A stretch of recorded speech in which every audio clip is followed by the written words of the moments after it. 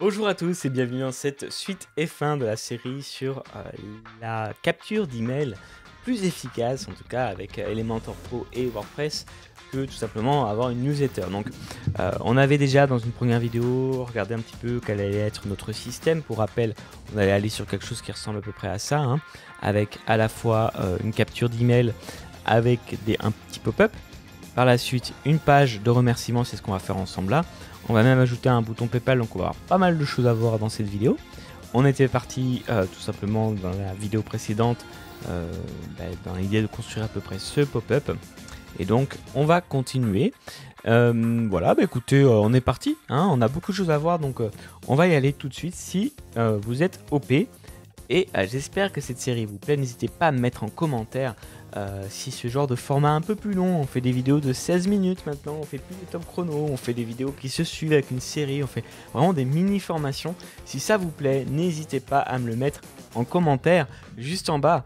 Et si vous voulez soutenir ces formats un petit peu plus moyens, un petit peu plus longs, moyen long, presque des mini-séries et des gros tutos maintenant qu'on produit sur YouTube, n'hésitez pas également à rejoindre la chaîne, c'est nouveau, hein, en mode abonnement pour soutenir la chaîne et continuer d'avoir ces formats en espérant qu'ils vous plaisent. Voilà, allez, c'est parti, ensemble, on regarde cette fois-ci la deuxième étape de notre plan d'action pour récolter des emails. Allez, suivez-moi, on est parti. C'est quand même drôle parce que quand on réfléchit, les gens font ça, ils font une page, ils font un joli formulaire de capture et puis ils vont pas forcément penser à aller optimiser leur page de remerciement qui reste importante, hein. Si on regarde ainsi d'ailleurs sur notre diagramme, on se rend compte que c'est dans cette page-là qu'on va, sur cette page-là, qu'on va non seulement remercier les personnes d'avoir téléchargé, leur dire pourquoi pas, quelle sera la suite des aventures pour eux, de l'aventure pour eux, hein. Voilà, typiquement, pensez à bien regarder vos emails, l'e-book est contenu dedans. Mais nous, on voit qu'on va un petit peu plus loin. C'est là qu'on va aussi proposer un petit produit, puisque les gens sont, entre guillemets, en confiance, ils ont donné leur email, leur prénom. Certes, ils ont un produit gratuit, là, pour l'instant, mais on leur montre, en fait, c'est ça aussi qui est important, même s'ils n'achètent pas spécialement, qu'on a tout un tas de produits pour eux. Et ça reste important de le faire, vous voyez, qu'on a pensé un petit peu à eux. Alors, vous allez me dire, mais quel produit je vais pouvoir mettre? Ça me semble important quand même. On parle un petit peu là, stratégie aussi, avant de parler technique. Quel produit je vais pouvoir donner? L'idée, c'est qu'il soit complémentaire. Si j'ai une checklist qui va me dire, je ne sais pas moi, le matériel de bureau à acheter pour faire du streaming YouTube, voilà, par exemple, le matériel vidéo, audio-vidéo. Ça, j'ai une checklist d'un côté qui va m'aider de façon très pratique, savoir qu'est-ce que je dois acheter comme micro, comme webcam, comme logiciel. Ok, c'est très bien, c'est un départ. Mais si, une fois que j'ai téléchargé cette checklist, je me rends compte que j'ai un petit e-book qui m'aide à mettre en place cette configuration ou qui m'aide à parler devant la caméra en étant à l'aise, tout de suite je vais être intéressé. Ou qui me donne un tuto complet sur un logiciel et que ce logiciel faisait partie de la checklist, là je vais pouvoir aller beaucoup plus loin. Donc vous voyez, il faut que ça soit un produit qui reste petit, hein, on parle de peut-être un produit d'appel à 8 € par exemple, mais qui soit complémentaire à ma checklist. Voilà un petit peu ce que je mettrais moi en tout cas dans, si je devais vraiment faire l'exercice. J'ai fait là, mais là c'est pas l'objet de cette vidéo là et on n'est pas sur un cas complètement fictif. L'objet de cette vidéo, c'est de vous montrer comment on fait avec les WordPress et Elementor. Donc on va pas si loin que ça dans la technique. Je vous mets, si vous voulez aller plus loin dans la technique, dans la réflexion aussi stratégique même, j'ai envie de dire marketing, vous avez en lien une formation qui peut vous aider. Mais revenons à la technique du coup pure et dure. J'ai créé ici mon pop-up, d'accord? Maintenant, il me faut ma page de capture, ma page de remerciement. Donc, pour ça, je vais aller tout simplement dans Créer page. Voilà, pas faire très compliqué, hein. Je vais donner un titre à ma page et je vais l'appeler tout simplement Merci pour... alors, non, je vais mettre plutôt votre e-book est déjà dans votre boîte email. Voilà, ça va être le titre de ma page, ça. Pourquoi pas. Mais ce qu'il va falloir faire avant de commencer à aller sur Elementor, quoi que ce soit, c'est prenez Yoast SEO ou Rank Math, hein, l'un des deux, hein, les deux sont très bien, et allez ici dans les options. On va demander dans les options avancées donc, du plugin, là en l'occurrence c'est Yoast SEO, mais vous aurez à peu près les mêmes options sur Rank Math. On va demander à ne pas activer cette page. Vous voyez, autoriser les moteurs de recherche à afficher le contenu, je vais dire non. Et ici, est-ce que les moteurs de recherche doivent suivre les liens de cette page? Je vais dire non également. Alors, pourquoi je fais ça? Tout simplement parce que, par définition, une page de ce type, une page de confirmation, j'ai pas envie qu'elle soit indexée. Parce qu'elle est indexée, les gens vont pas comprendre. Si ils tombent sur cette page-là avec une recherche Google et qui a marqué votre ebook est déjà dans votre boîte mail, ou merci pour votre commande, ou merci pour votre téléchargement, les gens ne vont pas comprendre. Donc, je veux pas qu'elles soient en ligne. Je veux par contre que ce qui soit en ligne, bien sûr, toutes les pages qui amènent vers ma page de capture d'email. Ça, oui. Mais pas une page de remerciement. Bonne pratique, je vous conseille de ne pas mettre cette page-là et donc d'utiliser un plugin comme Yoast SEO ou Rank Math pour faire ça. Ok. Alors, maintenant que ça, je l'ai paramétré, je vais demander à publier cette page. Voilà. Et je vais bien sûr la modifier avec Elementor. Là où WordPress et particulièrement Elementor Pro est très utile, c'est que je vais avoir la possibilité d'avoir vraiment un kit tout en un pour faire tout mon tunnel. Le tunnel, c'est ça, hein, c'est les différentes étapes.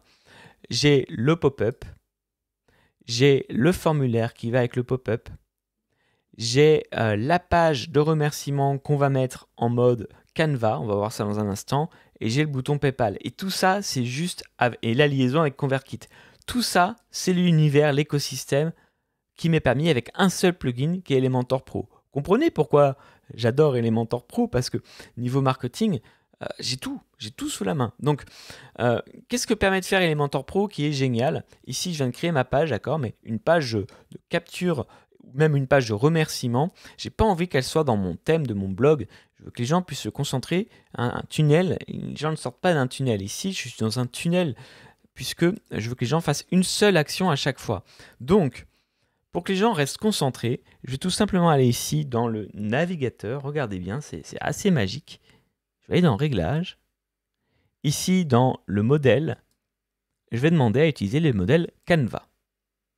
Ce que ça va me permettre, ça va me recharger la page, je vais faire mettre à jour bien sûr, hein, pour que ça prenne en compte. Ça va me permettre d'avoir un template vierge. Donc là, je vais pouvoir, les gens vont pouvoir se concentrer en fait sur le contenu de ma page. Et c'est ce que je veux, en vrai. Hein. Donc là, je vais mettre un titre. Je peux d'ailleurs ici, si je le souhaite, oh pardon, petit problème, voilà, c'est mieux comme ça. Je vais pouvoir ici mettre le titre de ma publication. Voilà. Donc, votre ebook est déjà dans votre boîte mail. Ok, je vais centrer ça. Voilà. Je vais le mettre en noir. S'il veut bien. Voilà, hop. H2, c'est parfait parce que je vais mettre un petit titre au-dessus. Voilà, en H1, lui, je vais mettre merci. Je vais le centrer également. Voilà, ça me plaît bien. Pareil, alors là, je vais aller copier-coller le style et je vais faire copier et coller le style avec un petit clic au droit. C'est très pratique pour gagner du temps. Et ici, je vais cliquer sur, vous voyez ici, les 6 petits points pour demander dans Avancer à créer un petit peu quand même de marge pour que ça respire. Voilà. Ensuite, je vais aller tourner une vidéo. Évidemment, je ne vais pas le faire là parce qu'encore une fois, on parle de l'intégration technique et pas du contenu. Mais ici, mettons, je vais avoir une vidéo qui va aller dire un petit peu merci d'avoir tout simplement pris le temps de regarder d'avoir soumis ton formulaire. D'ailleurs, ici, vous pouvez mettre lecture automatique. Hein. Alors, pardon, excusez-moi, je me retrompe de bouton, on va pas le faire. Voilà, ici, vous mettez lecture automatique, puisqu'encore une fois, on est sur l'idée que on va avoir, de toute façon, les gens vont pas pouvoir sortir, ils sont dans un petit tunnel. Et dans cette vidéo, vous leur expliquez que ils vont bien recevoir leur e-book, c'est super. Enfin non, pardon, leur checklist, là en l'occurrence. Ils vont pouvoir construire leur matériel et acheter directement le matériel audio-vidéo de leur rêve pour pouvoir faire un stream. Mais que vous avez mieux à leur proposer encore, vous avez un petit e-book s'ils veulent cette fois-ci prendre en main, aller un petit peu encore plus loin et cet e-book, vous le proposez. Voilà, donc là vous allez faire la démonstration de votre e-book. Donc pour ça, ici, on va mettre par exemple juste en dessous, voilà, 2 petites colonnes avec, mettons à gauche, une photo de mon e-book. ici un petit titre et une petite description de ce que je vais pouvoir trouver. Donc là, pareil, je vais mettre une liste à puces avec tous les avantages. Ok. Je vais rester sur un truc classique comme ça. La série d'avantages, voilà, je vais en mettre un petit peu. Et on va parler, puisque c'était question de ça aussi, de mon bouton PayPal. Donc ici, je vais taper PayPal dans le moteur de recherche. Et donc, je vais pouvoir intégrer donc vraiment toutes les options que je souhaite. Alors, ici, par contre, j'ai pas spécialement envie que ça ressemble à un bouton PayPal. Et ici, il y a marqué Buy Now. Donc, je vais arranger un petit peu ce bouton. Donc ça, on va en parler un petit peu en détail parce que c'est nouveau. C'est une super option que propose Elementor. Donc, parlons-en. Alors, il vous faut bien sûr un compte PayPal. Et le compte PayPal, en général, fonctionne avec une adresse mail. Donc, moi, voici l'adresse mail de mon compte PayPal. Si vous voulez me faire des dons comme ça, vous l'avez. Je rigole, bien sûr. Non, en tout cas, ici, ce que vous avez, c'est important. Il faut bien prendre le temps de compléter ici. Hein. Parce que ça va donner toutes les informations pour votre produit. Donc, ici, qu'est-ce que c'est? Est-ce que c'est une validation de commande, une donation, une souscription? On part sur quelque chose un produit, donc on part sur la première option. Ici, il va bien falloir mettre le nom de votre produit. Donc là, en l'occurrence, on a dit que ce serait plutôt un e-book pour, par exemple, maîtriser OBS. Voilà, si on va dire que c'est ça mon e-book qui va avec ma checklist, qui va un petit peu plus loin que ma checklist. Ok. Ici, je vais mettre un prix, je vais mettre 8 euros. Bien sûr, c'est en dollars, donc je vais juste le mettre en euros. Pensez bien à ne pas vous tromper. Donc ici, voilà, European Euro. Ok.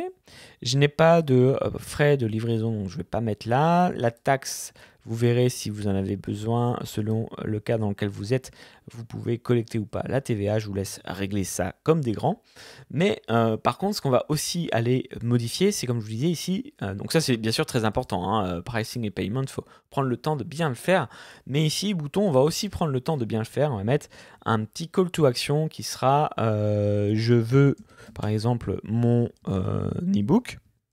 On peut mettre le prix aussi, 8 euros. Alors, on va mettre seulement 8 euros par exemple. Voilà.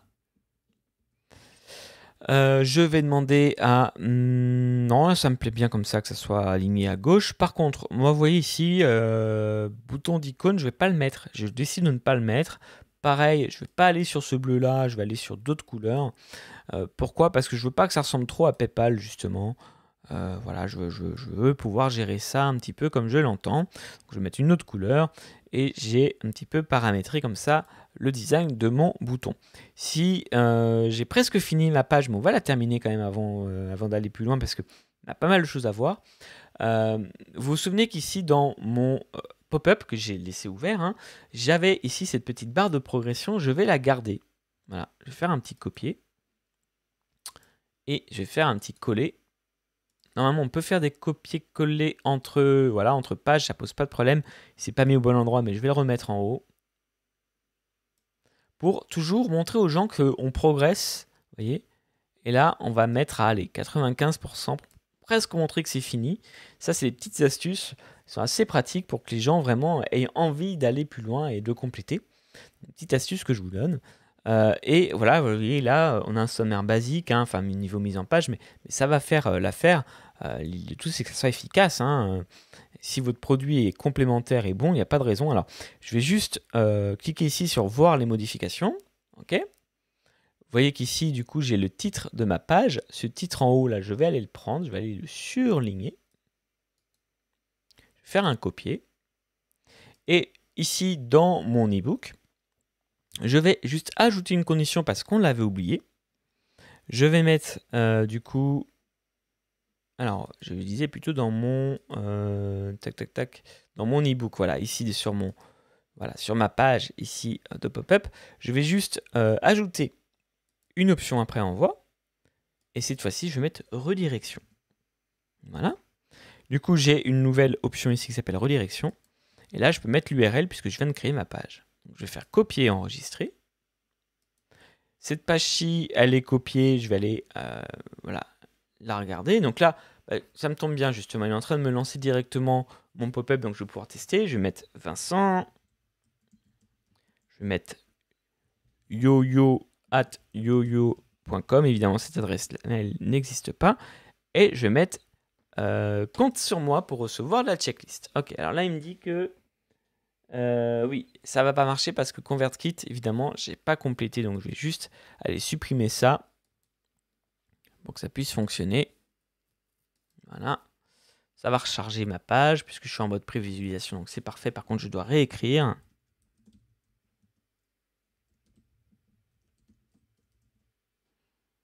Voilà.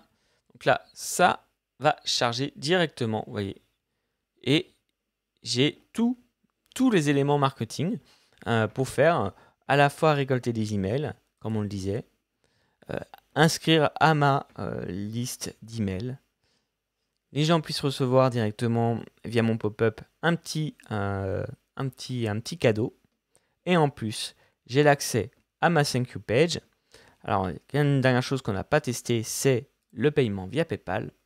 Donc, allons voir un peu à quoi ça ressemble. Donc là, j'ai ma page de confirmation remerciement. Si je clique ici, ça va m'ouvrir une nouvelle page.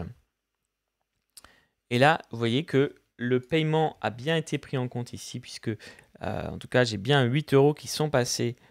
Voilà. Alors, après, il va falloir, bien sûr, je ne vais pas commander, puisque